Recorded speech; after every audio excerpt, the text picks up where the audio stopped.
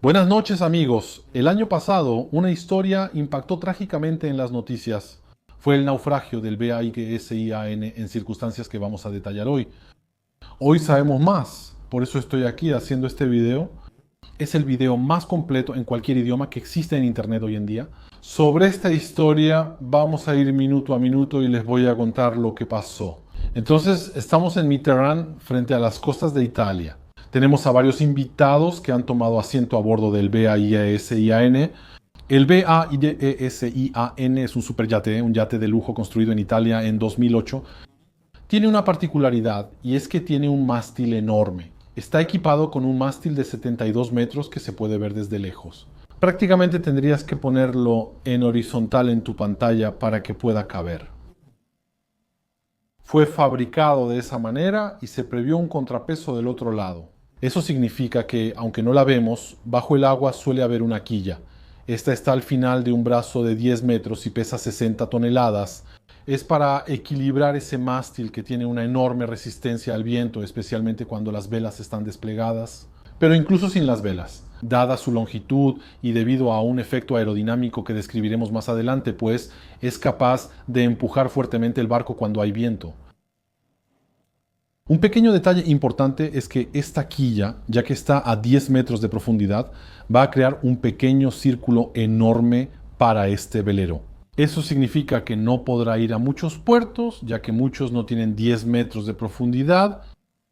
Entonces lo que hicimos fue instalar la quilla al final de un brazo telescópico. Eso significa que ese brazo es capaz de retraerse hasta 4 metros. Al desplegarlo puede alcanzar hasta 10 metros bajo 4 metros. Exacto, eso permite el acceso a los puertos. La segunda característica de este barco es que sus fabricantes italianos lo describen como insumergible. No puede hundirse. Lamentablemente esa frase está en todas las tragedias. En cuanto alguien les diga que un barco no puede hundirse, salgan corriendo.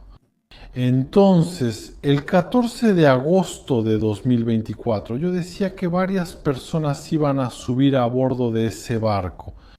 Entonces, lo que tenemos es que hay 12 personas, 12 invitados, como decimos. Está el propietario, el señor Lynch, que está ahí. Está su hija Ana, de 18 años. Y luego está su abogado y su esposa. Hay un joyero y su esposa. Incluso hay una pareja con un bebé de 1 año. Y también hay un socio junto con su esposa. ¿Cuál era la idea? La idea es que el señor Lynch había sido absuelto en un caso que había dado la vuelta al mundo. En ese entonces. Había montado una compañía con un amigo.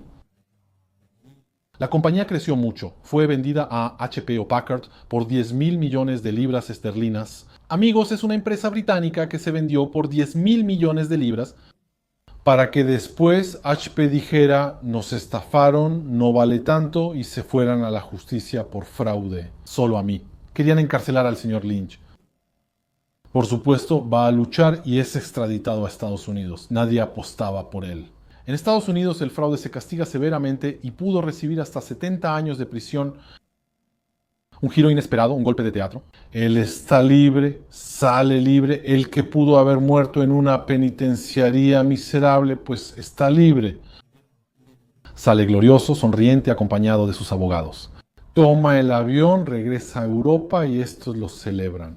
Y para celebrarlo dignamente va a ir a su barco, el BAIGSIAN, matriculado en Londres, puerto de origen, Londres, lo cual en sí mismo cuando lo miras ahí está. Hay un pequeño aspecto, un poco. Ahí está, mi barco está matriculado en Londres, porque nadie matricula su barco en Londres. Es tan caro que en general uno prefiere Hamilton o prefiere ir a Seychelles o Liberia, a Panamá, que matricular un barco de ese tamaño en Londres. Pero él quería afirmar esa diferencia. Él dejó Estados Unidos, decía yo, donde estaba amenazado por la justicia. Se fue a Europa glorioso, sin darse cuenta de que otros peligros lo estaban acechando. Decía que 12 personas habían subido a bordo del barco, esos eran los invitados, los huéspedes, y había 10 miembros de la tripulación, así que había 22 personas a bordo. El viaje comenzó el 14 de agosto, comenzó el día 14. Navegaron un poco alrededor de las islas, dieron una vuelta por el Mediterráneo. En agosto es un lugar perfecto para pasear. Y luego la noche fatídica de la que vamos a hablar, la noche del 18 al 19. Bueno, trágicamente fue la última noche a bordo en sentido literal y figurado. Eso significa que en la mañana a las 8 había taxis programados que debían venir a recogerlos desde los muelles y llevarlos. Había terminado. 5 días de viaje concluían esa noche. Al día siguiente era el desembarque. Los invitados se van a tardar, van a platicar, beber, comer hasta más o menos las 12:30 de la noche, así que ya es 19, 12:30. Todos se van a ir a dormir. El que también se va a dormir es el patrón, el capitán si quieren. Entonces el capitán se va a dormir, pero antes dará instrucciones. Va a dejar a 2 hombres. Entonces los 2 hombres que están ahí, uno es un sobrecargo. El sobrecargo se queda despierto toda la noche. Porque si un invitado se despierta o está en la puerta de su cabina o toca el timbre a las 3 de la mañana para pedir una aspirina, pedir un vaso de agua, pedir que le cocinen algo, el sobrecargo está ahí para eso. Y también deja a uno de guardia. En realidad deja a 2 hombres de guardia, pero se van turnando cada vez. Uno duerme y el otro está ahí. Y a los hombres de guardia les va a dar la siguiente instrucción. Les va a decir, voy a dormir si acaso el viento supera las compuertas a 36 o 37 kilómetros. Entonces, si acaso el viento supera las compuertas, o bien si acaso. El barco empieza a derivar jalando su ancla. ¿Me despiertas? En realidad, esa noche él tenía Meteo France, que tenía pronósticos bastante alarmantes para el Mediterráneo. Había una energía convectiva muy grande en la región, y esto creó precisamente una situación donde grandes tormentas podían formarse muy rápido.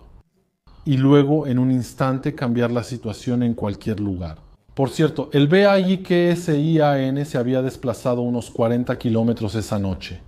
No debía pasar la noche en ese lugar, debía pasar la noche en otro lugar. Pero se había considerado que, en alta mar, a unos cientos de metros de Porticelo, ese pequeño puerto pintoresco, se había considerado que era más seguro. Así que, de alguna manera casi se puede decir que se lanzaron a la boca del lobo, saliendo de otro lugar y llegando exactamente al sitio donde se desarrolla la historia que les estoy contando. Por cierto, sobre tormentas. En ese momento, a las 12:30 de la noche, había a lo lejos algunos destellos. Que se veían, había algunos destellos en el cielo, pero en ese momento estaban muy lejos y el viento era solo de 8 nudos. Estamos hablando más o menos de 14-15 kilómetros por hora. El mar estaba tranquilo. Y junto al BAIKSIAN, otro barco también había encontrado refugio.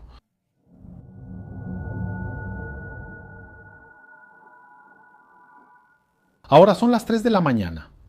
El primer hombre de guardia se fue a dormir, el segundo lo reemplazó. Sigue observando los destellos, las tormentas, se da cuenta de que se han acercado mucho.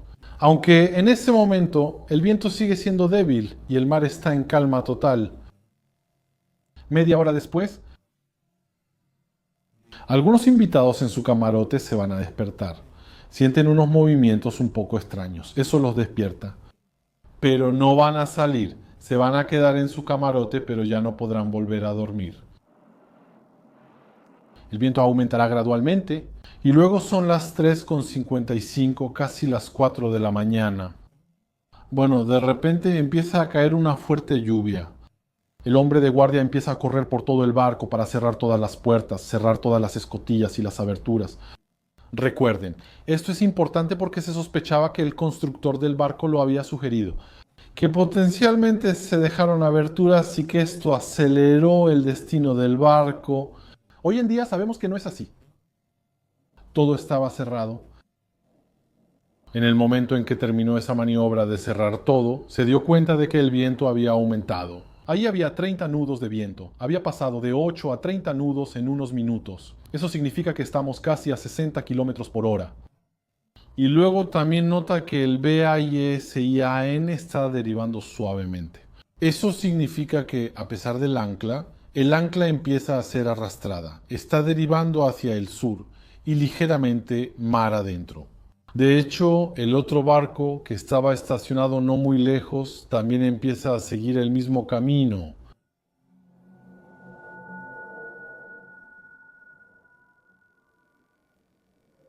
Poco antes de las 4 de la mañana, el hombre de guardia nota que no es solo su impresión, la tormenta está muy cerca y que el barco está derivando de verdad jalando su ancla y el ancla ya no aguanta, la está arrastrando. El barco de al lado también está arrastrando su ancla.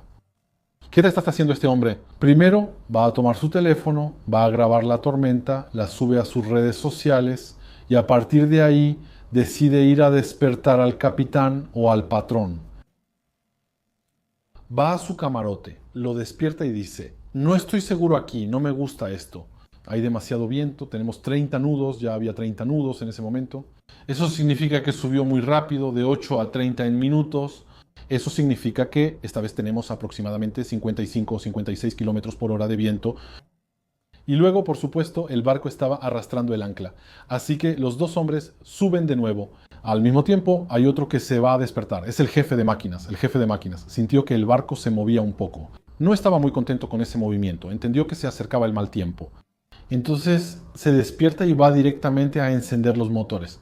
Sabe que esas velas enormes no tendría tiempo de sacarlas y que habría que hacerlo, sobre todo con un viento así, que esta vez habría que usar los motores para maniobrar el barco e intentar controlarlo. De hecho, el barco que estaba junto a ellos estaba usando el motor al máximo y aún así estaba a la deriva. Había que actuar rápido. Mientras tanto, toda la tripulación se va a despertar. La tripulación despertará y correrá por los pasillos y cubiertas, subiendo, bajando y llamándose entre sí. Noten que ya hay algo de urgencia, pues normalmente recibimos invitados muy adinerados. Caminamos de puntillas para no molestarlos ni interrumpir su sueño.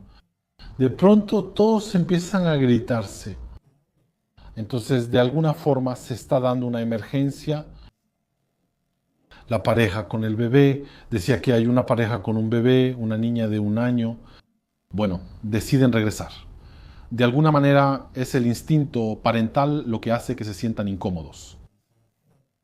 Desde el barco, en una cabina, el piso ya inclinado a 20 grados en ese momento. Y luego de alguna manera de repente ya no quieren estar ahí. Entonces, ¿qué hacen? Salen, suben y llegan a la cubierta superior. Otra persona va a llegar a la cubierta superior. El señor Lynch, el propietario, va a llegar. Él observa. En ese momento entra Marinero, totalmente empapado. Él estaba afuera, le cayó un fuerte aguacero. Entonces lo ve y de repente piensa que los taxis para las 8 de la mañana quizá es un poco demasiado temprano. Como la noche podría ser movida y el clima está mal, está pensando en cancelar los taxis. Sobre todo porque están a solo unos cientos de metros del muelle, así que tiene la recepción. Es más o menos en lo que está pensando en ese momento. Sin embargo, hay varias personas.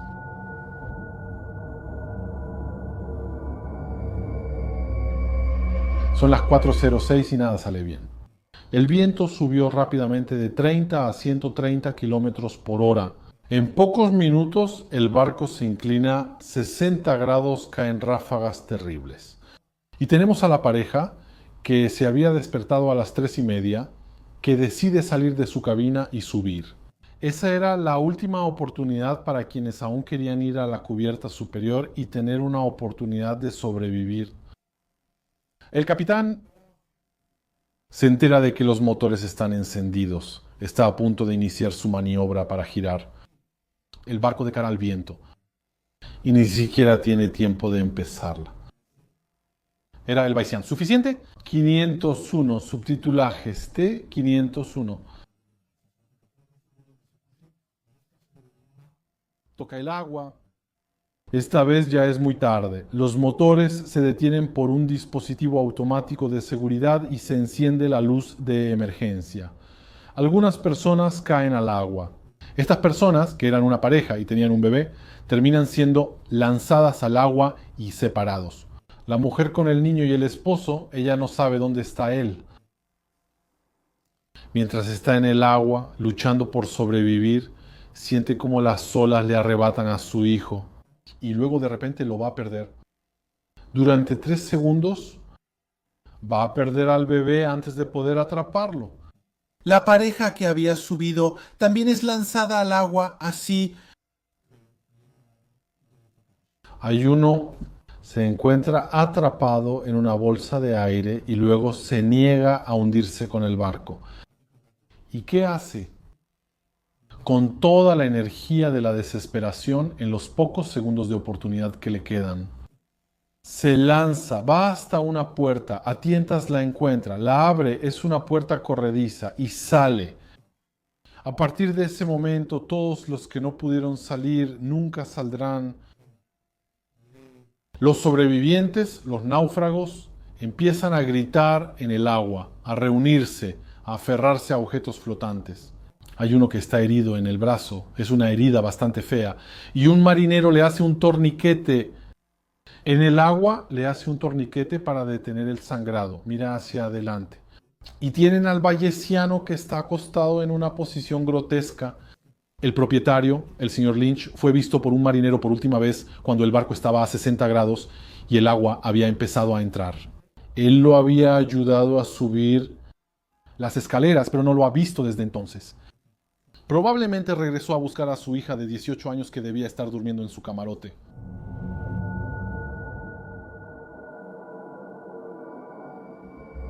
Son las 4:24. Los náufragos durante largos minutos están flotando en el agua, arrastrados por un viento fuerte, la lluvia, aferrándose a lo que pueden. Hay dos marineros que logran nadar hacia el Vallesian, que aún no se ha hundido, que está volcado pero que no se ha hundido. Logran nadar hacia el barco y consiguen descolgar dos balsas inflables. Son balsas de forma circular, con protección contra la lluvia. Logran descolgar dos. La primera se niega a inflarse y afortunadamente la segunda sí se abre. Poco a poco suben a la balsa. La pareja que se despertó a las 3:30 está aquí, la pareja con el bebé está aquí. Están en este embarcación frágil y luego intentan recoger a la mayor cantidad de gente posible y van a subir a esa embarcación. 10 minutos después, intentan llamar la atención, empiezan a lanzar bengalas. Lanzan una primera bengala de emergencia. Esa es llevada de inmediato por el viento, nadie la ve. Con su teléfono y todo, intentan hacer señales hacia la carretera. Ven la carretera que parece tan cerca, ven los hoteles, las ventanas, pero es de noche, todos están dormidos.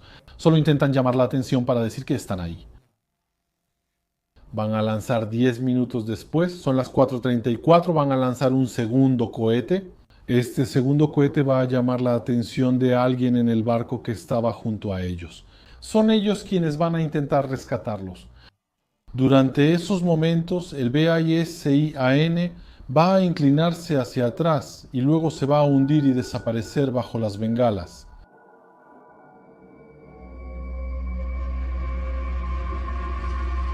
Alrededor de las 4:53, el barco que estaba estacionado al lado, el Baden-Powell, había enviado un pequeño bote a motor con miembros de su propia tripulación.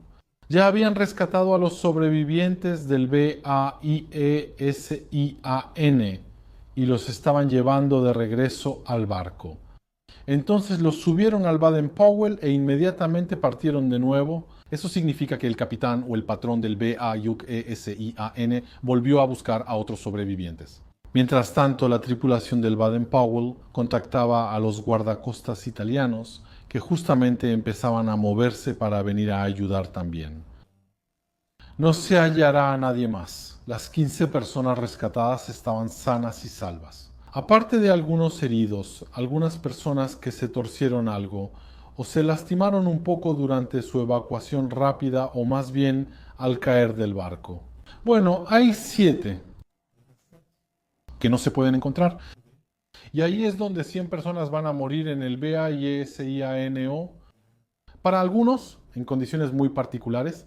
Es decir, ya estadísticamente se observa que de los 10 miembros de la tripulación hay 9 que se han salvado.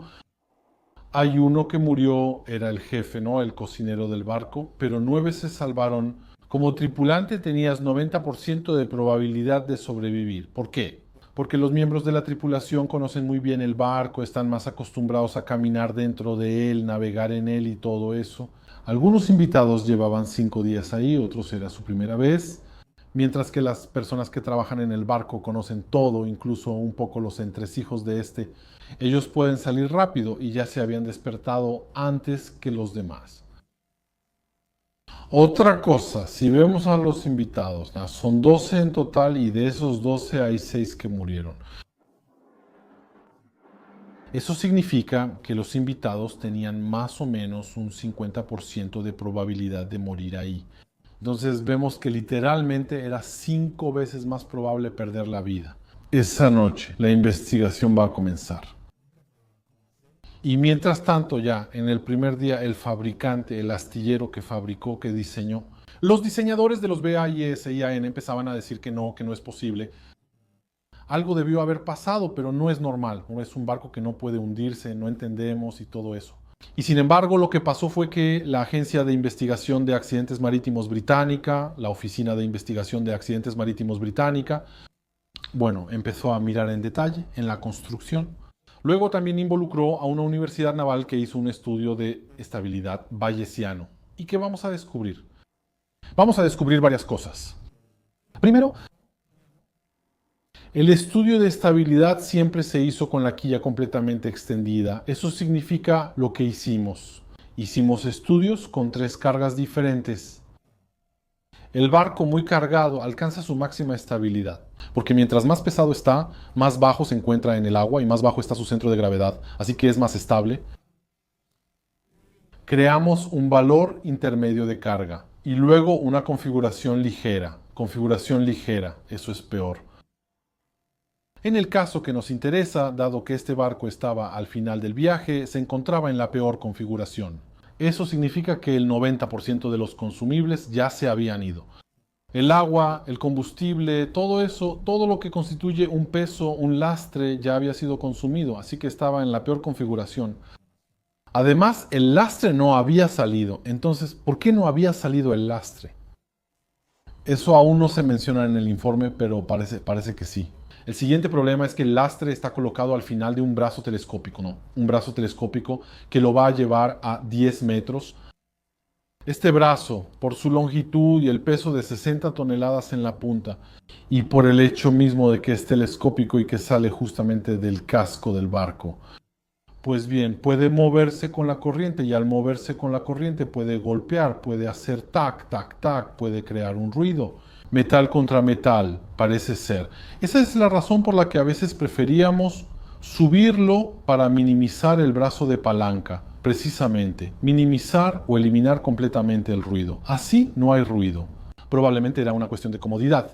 Porque si no, si vemos dónde se hundió el barco, pues se hundió a 50 metros de profundidad. Entonces, al hundirse a 50 metros de profundidad, se ve claramente que había suficiente calado para permitir justamente extender lo adquirido a 10 metros. Eso no fue una decisión que se tomó, lamentablemente. De otra manera, eso pudo haber salvado ese barco.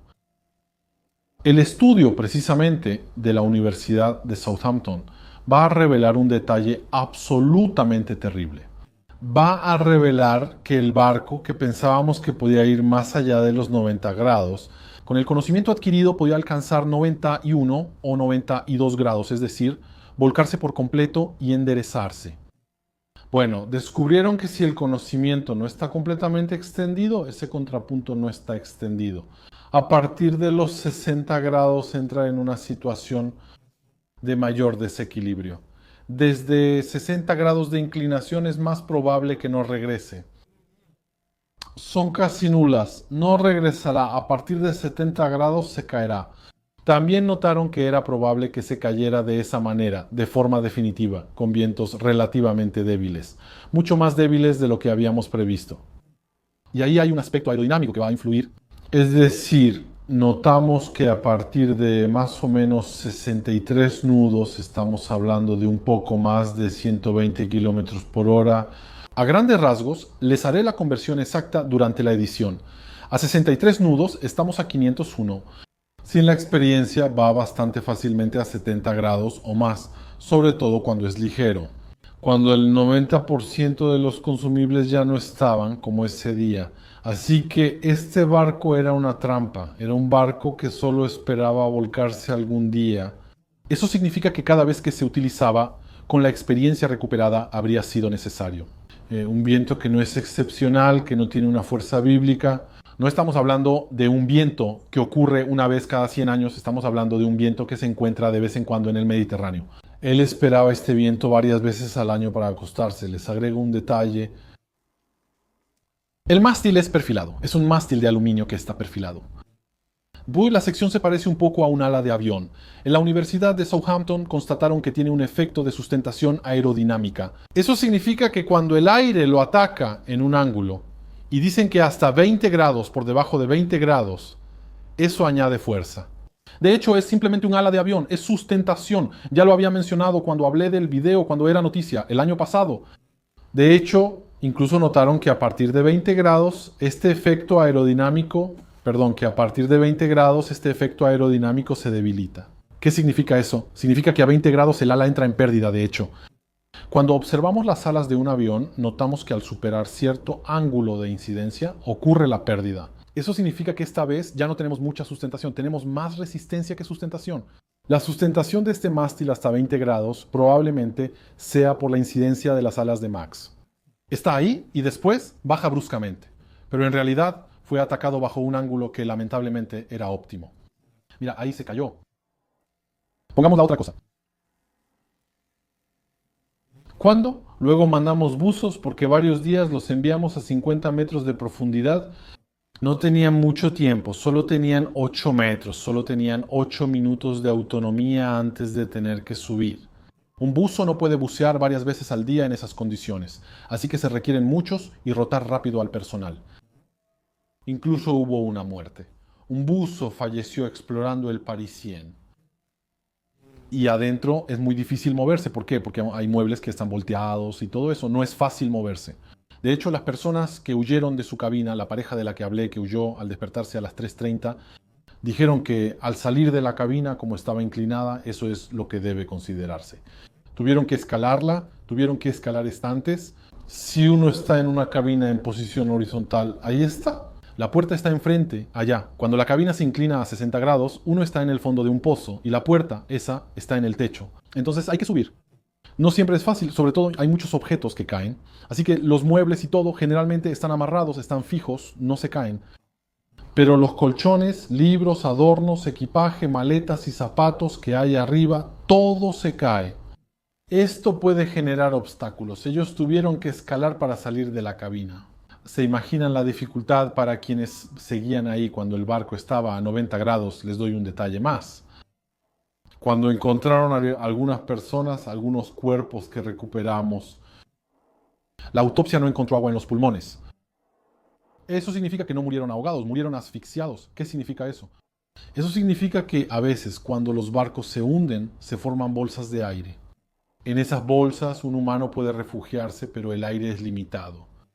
Esa tierra, de hecho, se comprime un poco, como una jeringa que contiene aire, y que se presiona y vamos a comprimir esa tierra. Entonces se va a comprimir, a calentar un poco, pero su volumen va a disminuir. Y el asunto es que varias personas, al parecer, se quedaron atrapadas en bolsas de aire durante varios días. Y después, murieron porque ya no había oxígeno. Porque lo que pasa es que en una bolsa de aire depende de su tamaño, claro. Una vez tuvimos a un marinero en África que sobrevivió varios días hasta que fue rescatado. Sobrevivió varios días en un naufragio que estaba en el fondo del agua. Los buzos que enviamos no iban a salvar a nadie, solo a recuperar los cuerpos para las familias, pues pensábamos que ya estaban muertos. Y cuando los buzos se emergieron con sus linternas y todo eso en ese espacio, hallaron a un tipo que seguía vivo, pero como estaba solo, consumía menos oxígeno que si hubiera más personas. Y además, el espacio en el que estaba era relativamente grande, así que pudo aguantar. Pero las personas que estaban en el BAESIAN estaban en bolsas de aire relativamente pequeñas, y eran varias. Y entonces, obviamente, el oxígeno se consumió, y así fue como, lamentablemente, encontraron la muerte. Amigos, les contaré un poco la historia del BAESIAN. El informe final aún no ha salido, pero creo que ahora ya conocemos los puntos principales. Gracias por haber visto este video hasta aquí y nos vemos en la próxima. Tengo que hacer una actualización sobre el título. Hasta muy pronto.